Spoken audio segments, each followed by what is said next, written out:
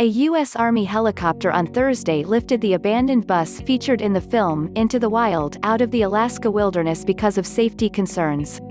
Several hikers have had to be rescued on their way to visit the bus, and 2 people have drowned in rivers. The motivation to visit the bus comes from Chris McCandless, who lived in it in 1992 while adventuring. He eventually died of starvation. Jon Krakauer wrote a book about McCandless in 1996 called Into the Wild.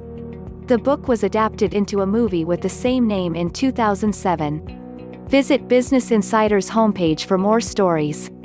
The Alaska Department of Natural Resources and Alaska Army National Guard on Thursday airlifted Bus 142, an abandoned bus made famous by the 1996 book and 2007 movie Into the Wild, from a remote trail near Denali National Park in Alaska. Officials told Reuters that too many people were risking their lives attempting to trek to the site of the bus. "We encourage people to enjoy Alaska's wild areas safely, and we understand the hold this bus has had on the popular imagination," Alaska Natural Resources Commissioner Corri said in a statement. However, this is an abandoned and deteriorating vehicle that was requiring dangerous and costly rescue efforts. More importantly, it was costing some visitors their lives. Adventurers have tried to visit the bus to retrace the steps of Chris McCandless, a 24-year-old man who lived in it in 1992 while adventuring. After graduating from Emory University in 1990, McCandless trekked through the wilderness.